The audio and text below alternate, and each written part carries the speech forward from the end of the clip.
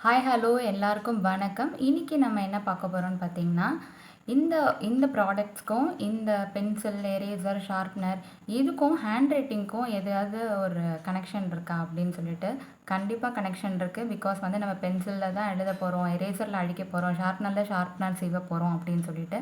So இதனால் hand ரைட்டிங்க்கு ஏதாவது பாதிப்பு இருக்கா அப்படின்னு நீங்கள் நினச்சிங்கன்னா கண்டிப்பாக இருக்குது. அதுவும் கிட்ஸுக்கு வந்து கண்டிப்பாக வந்து இதனால் வந்து குழந்தைங்களுக்கு வந்து ஹேண்ட் ரைட்டிங் டிஃபர் ஆகவும் ஹேண்ட் ரைட்டிங் வந்து கற்றுக்கிறதுக்கு கொஞ்சம் லேட்டாகவும் கண்டிப்பாக ஆகும்.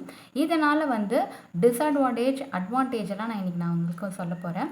ஸோ இப்போ மார்க்கெட்டில் வந்து நிறைய பென்சில் இருக்குது, நிறைய எரேசர் இருக்குது, நிறைய ஷார்ப்னர் இருக்குது. ஸோ டிஃப்ரெண்ட்டாக இருக்குது, கலர் கலராக இருக்குது, பொம்மை மாதிரி இருக்குது, டாய்ஸ் மாதிரி இருக்குது. இது எல்லாமே பார்த்து வந்து குழந்தைங்க வந்து கண்டிப்பாக வந்து அவங்களுக்கு பிடிச்சதை எடுத்துப்பாங்க. யூனிகார்ன் அந்த மாதிரி வந்து நிறைய இருக்கிறதுனால ஸோ அதெல்லாம் வச்சு அவங்க வந்து எழுதுவாங்க. எரேசரும் அந்த ஒரு ஷார்ப்னரும் அந்த ஒரு பென்சிலை வச்சு தான் அவங்க வந்து எழுதணும் அப்படின்னு அடம் பிடிப்பாங்க. அது வந்து அலோவ் பண்ணாதீங்க. கண்டிப்பாக அவங்களுக்குன்னு எழுதுறதுக்கு இந்த மாதிரியான பென்சில்ஸ் வந்து நான் சொல்கிறேன். அந்த பென்சில்ஸ் யூஸ் பண்ணி அவங்க எழுத வைங்க. ஸோ தட் அவங்க ஈஸியாக கற்றுப்பாங்க. அது எதனாலன்னு நான் இப்போ உங்களுக்கு சொல்கிறேன். ஸோ இங்கே பாருங்கள், இப்போ நான் வந்து 2 பென்சில் வந்து ஷார்ப் பண்ணாமல் வச்சுருக்கேன். இப்போ வந்து மார்க்கெட்டில் வந்து பார்த்திங்கன்னா நிறைய ஷார்ப்னர் உங்களுக்கு வந்து கிடைக்கிது. இதில் பார்த்திங்கன்னா நிறைய ஷார்ப்னர் இருக்குது. இதில் பாருங்கள், நம்ம வந்து இதை நம்ம பார்த்துருக்க மாட்டோம். இதில் என்ன எழுதியிருக்குன்னு பாருங்கள். இதில் பாருங்கள், லாங் பாயிண்ட் ஷார்ப்னர், ரைட் மோர் ஷார்பன் லெஸ் அப்படின்னு சொல்லிட்டு எழுதியிருக்காங்க. ஸோ இந்த ஷார்ப்னரில் நம்ம ஷார்ப் பண்ணோன்னா நம்மளுக்கு வந்து ஷார்ப்னர் வந்து பெருசாக இருக்கும், ஷார்ப் பண்ணது வந்து பெருசாக இருக்கும். ஸோ தட் அந்த ஷார்ப்பும் வந்து நல்லா வந்து பெருசாக இருக்கும். அவங்க எழுதும் போதும் அடிக்கடிக்கு வந்து அவங்க வந்து ஷார்ப் பண்ண தேவையில்லை. வேறஸ் நீங்கள் வந்து இந்த ஷார்ப்னர் பார்த்தீங்கன்னா இது வந்து கொஞ்சம் கம்மியாக தான் இருக்கும். பார்க்கும்போது ரெண்டுமே ஷார்ப்னர் மாதிரி தான் நம்மளுக்கு தெரியும். பட் இதில் வந்து அவ்வளோ டிஃப்ரென்ஸ் இருக்குது. இது பார்த்தீங்கன்னா நீங்கள் ஷார்ப் பண்ணும்போது இவ்வளோண்டு தான், குட்டியாக தான் வரும். இதில் எழுதும் போது சீக்கிரமாக பிளெண்ட் ஆகிடும். பசங்களால் வந்து த்ரூ அவுட் எழுத முடியாது. அவங்க அடிக்கடிக்கு ஷார்ப் பண்ணுறதுக்கும் அவங்க அலோவ் பண்ண மாட்டாங்க. ஏன்னா என்னோடய பென்சில் வந்து சின்னதாக போயிடும், நான் ஷார்ப் பண்ண மாட்டேன் அப்படின்னும் சொல்கிற பசங்க சில பேர் இருக்காங்க. அதுவும் இல்லாமல் அவங்களுக்கு வந்து எழுதும் போது பார்த்திங்கன்னா த்ரூ அவுட் அவங்க எழுத முடியாது. டக்குன்னு அவங்களுக்கு டபுள் லைன் வந்துடும், பிளெண்ட் ஆகிடறதுனால டபுள் லைன் வந்துடும். ஸோ அப்போ வந்து அவங்க ஹேண்ட் ரைட்டிங் வந்து ஒரு ஒரு ஸ்டாண்டிங் லைனோ என்ட்ரி ஸ்ட்ரோக்கோ போடும்போது கொஞ்சம் வந்து அந்த லைனை விட்டு விலகிற மாதிரி இருக்கும். இப்போ நான் உங்களுக்கு காட்டுறேன் பாருங்கள். இப்போ நான் வந்து இந்த ஷார்ப்னரில் நான் வந்து சீவி காட்டுறேன் பாருங்கள். இப்போ பாருங்கள்,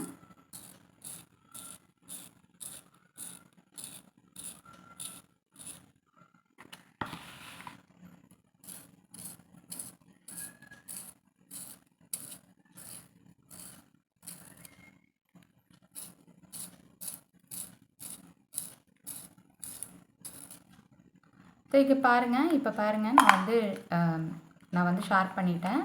இப்போ பாருங்கள் எவ்வளோண்டு இருக்குது பாருங்கள்.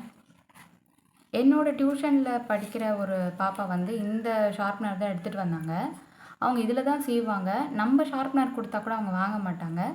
அப்போ என்ன ஆச்சுன்னா, ஷார்ப் பண்ணும்போது அவங்களுக்கு வந்து என்ன ஆகுதுன்னா இவ்வளோண்டு இருக்குது. அவங்க இதில் எவ்வளோ நேரம் அவங்களால எழுத முடியும் பாருங்கள்.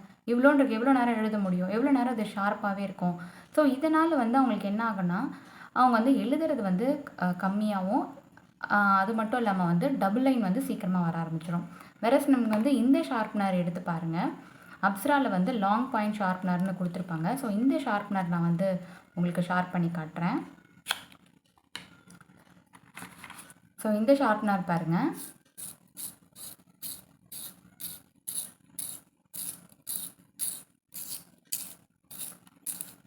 ஸோ இந்த ஷார்ப்னரில் பாருங்கள், நான் வந்து சீவிட்டேன்.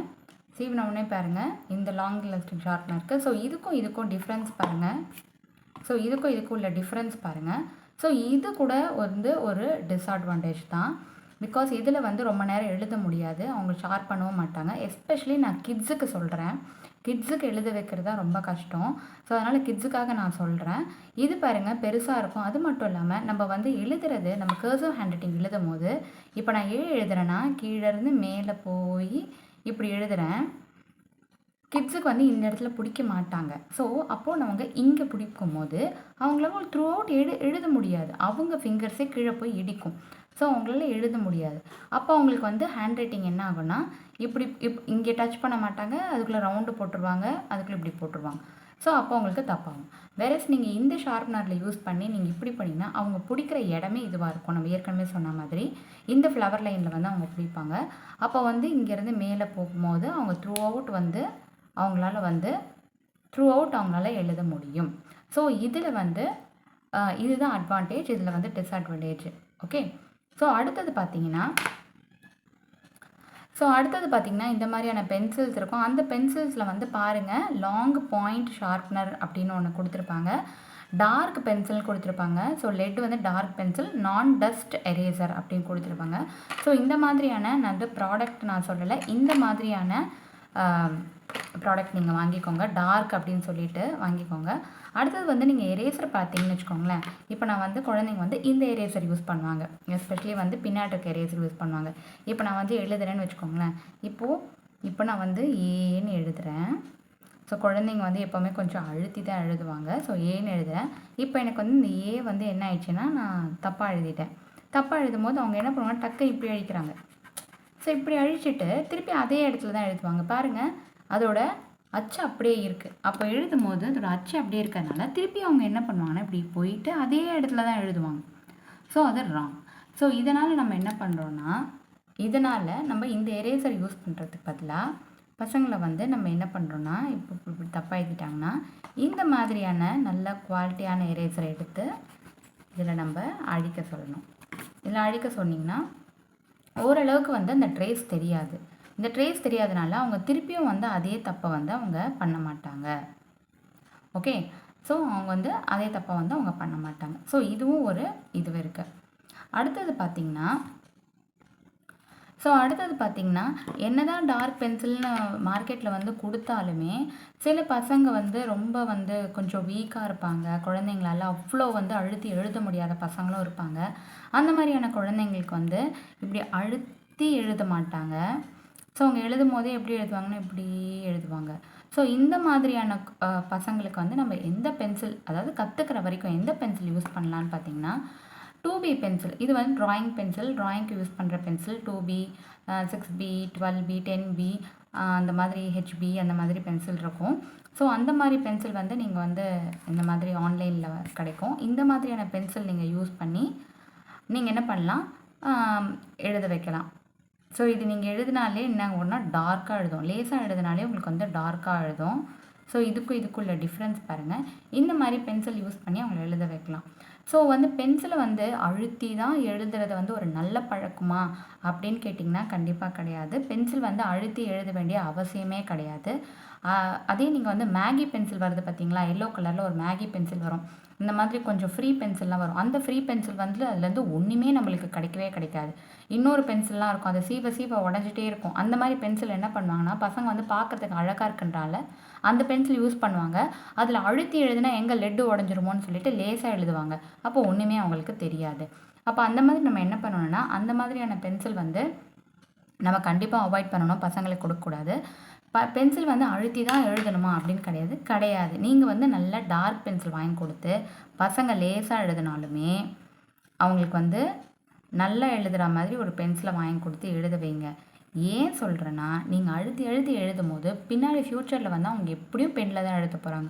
அப்போ பெண்ணில் எழுதும் போது அதே ப்ரெஷர் தான் பென்லேயும் போடுவாங்க.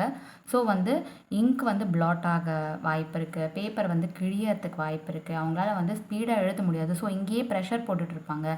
ஸோ அப்போ வந்து நம்மளுக்கு வந்து நிறைய வந்து மிஸ்டேக்ஸ் ஆகும் அப்போ குழந்தைங்களுக்கு. அதனால் நான் என்ன சொல்கிறேன்னா, எழுதும் போதே வந்து அவங்களுக்கு நல்ல டார்க் பென்சில் வாங்கி கொடுத்து அவங்களுக்கு வந்து ப்ராக்டிஸ் பண்ணிங்கன்னா அவங்க வந்து ஃப்யூச்சரில் வந்து பென் எழுதும் போது லேசாக அவங்க எழுதிட்டு அவங்க பாட்டு போயிட்டே இருப்பாங்க. ஸோ இதெல்லாம் தான் அட்வான்டேஜ் அண்ட் டிஸ்அட்வான்டேஜ் இந்த மாதிரி ஸ்டேஷ்னரி ஐட்டம்ஸில் இருக்குது. ஸோ இதுவுமே நம்ம வந்து பார்த்து அதுக்கு தகுந்த மாதிரி நம்ம பென்சில் கொடுக்கணும்.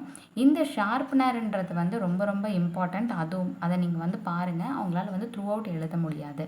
ஸோ இந்த மாதிரி லாங் இது இருந்துச்சுன்னா அவங்களால ஈஸியாக வந்து எழுத முடியும். ஸோ இதில் பார்த்தீங்கன்னா அவங்களால அந்த அளவுக்கு எழுத முடியாது. இப்படி கிட்ட பிடிச்சிப்பாங்களா, நம்ம கிட்ட பிடிக்க சொன்னாலும் கிட்ட பிடிச்சிட்டு அவங்களால வந்து மேலே என்னாலேயே போக முடியல. இதுக்கு மேலே போக முடியல. அப்போ எப்படி அவங்களால எழுத முடியும்? ஸோ இதெல்லாம் தான் அட்வான்டேஜ் அண்ட் டிஸ்அட்வான்டேஜ். ஓகே, உங்களுக்கு பிடிச்சிருந்தா கமெண்ட்டில் வந்து யூஸ்ஃபுல்னு எனக்கு வந்து கமெண்ட் பண்ணுங்கள், லைக் பண்ணுங்கள், ஷேர் பண்ணுங்கள். இந்த மாதிரி நீங்கள் ஷேர் பண்ணிங்க, லைக் பண்ணி சப்ஸ்கிரைப் பண்ணாதான் நிறைய பேருக்கு வந்து இந்த வீடியோ போய் சேரும். Okay, thank you.